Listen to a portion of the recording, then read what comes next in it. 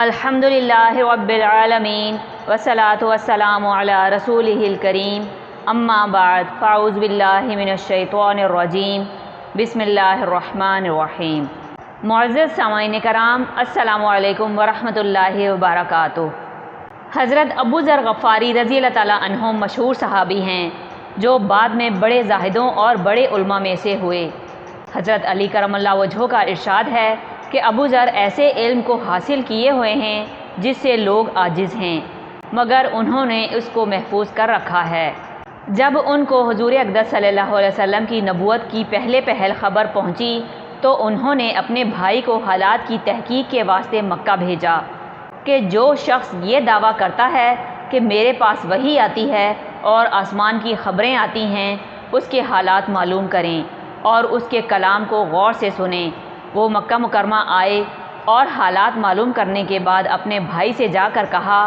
کہ میں نے ان کو اچھی عادتوں اور عمدہ اخلاق کا حکم کرتے دیکھا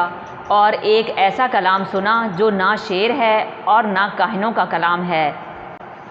ابو ذر رضی اللہ تعالیٰ عنہ کی اس مجمل بات سے تشفی نہ ہوئی تو خود سامان سفر کیا اور مکہ پہنچے اور سیدھے مسجد حرام میں گئے۔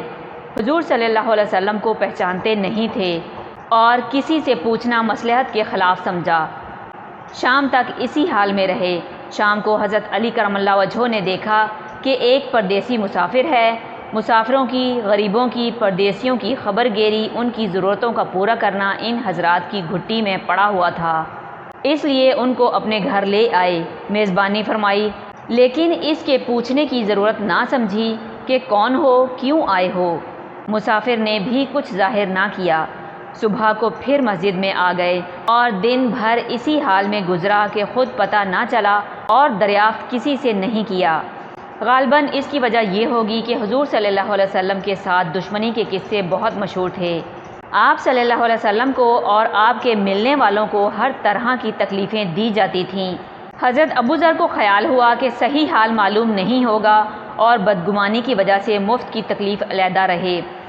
دوسرے دن شام کو بھی حضرت علی رضی اللہ تعالیٰ عنہ کو خیال ہوا کہ پردیسی مسافر ہے، بظاہر جس غرض کے لیے آیا ہے وہ پوری نہیں ہوئی، اس لیے اپنے گھر لے گئے اور رات کو کھلایا سلایا، مگر پوچھنے کی اس رات بھی نوبت نہ آئی۔ تیسری رات کو پھر یہی صورت ہوئی تو حضرت علی رضی اللہ تعالیٰ عنہ نے دریافت فرمایا کہ تم کس کام سے آئے ہو، کیا غرض ہے؟ تو حضرت ابو ذر رضی اللہ تعالیٰ عنہ نے اول ان کو قسم اور عہد و پیمان دیے اس بات کے کہ وہ صحیح بتائیں، اس کے بعد اپنی غرض بتلائی۔ حضرت علی کرم اللہ وجہہ نے فرمایا کہ وہ بے شک اللہ کے رسول صلی اللہ علیہ وسلم ہیں، اور صبح کو جب میں جاؤں تو تم میرے ساتھ ساتھ چلنا،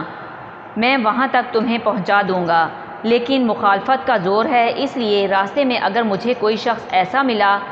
جس سے میرے ساتھ چلنے کی وجہ سے تم پر کوئی اندیشہ ہو تو میں اپنا جوتا درست کرنے لگوں گا، تم سیدھے چلتے رہنا، میرے ساتھ ٹھہرنا نہیں،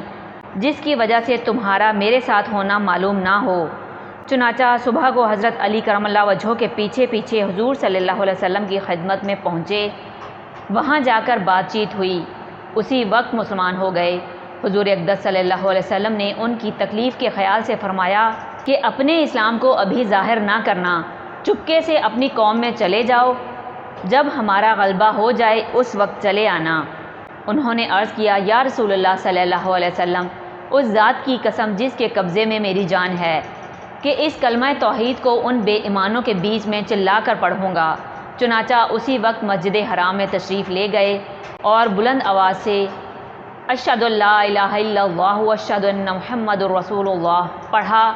پھر کیا تھا، چاروں طرف سے لوگ اٹھے اور اس قدر مارا کہ زخمی کر دیا، مرنے کے قریب ہو گئے۔ حضور صلی اللہ علیہ وسلم کے چچا حضرت عباس رضی اللہ تعالیٰ عنہ جو اس وقت تک مسلمان بھی نہیں ہوئے تھے،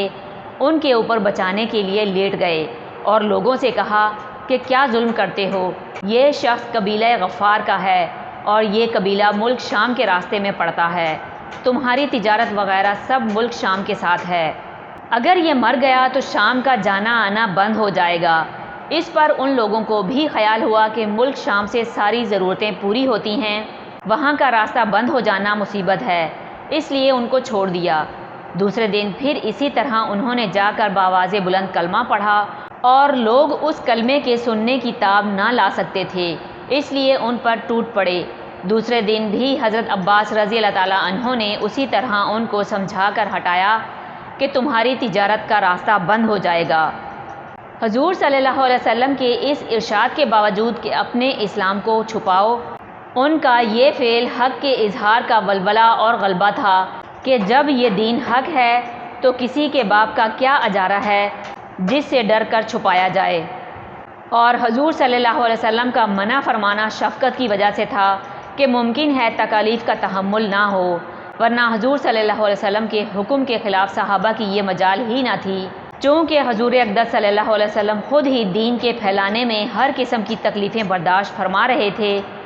اس لیے حضرت ابو ذر رضی اللہ تعالیٰ عنہ نے سہولت پر عمل کے بجائے حضور صلی اللہ علیہ وسلم کے اتباع کو ترجیح دی۔ یہی ایک چیز تھی جس کی وجہ سے ہر قسم کی ترقی دینی اور دنیوی صحابہ کرام رضی اللہ تعالیٰ عنہ اجمعین کے قدم چوم رہی تھی، اور ہر میدان ان کے قبضے میں تھا کہ جو شخص بھی ایک مرتبہ کلمہ شہادت پڑھ کر اسلام کے جھنڈے کے نیچے آ جاتا تھا، بڑی سے بڑی قوت بھی اس کو روک نہ سکتی تھی، اور نہ بڑے سے بڑا ظلم اس کو دین کی اشاعت سے ہٹا سکتا تھا۔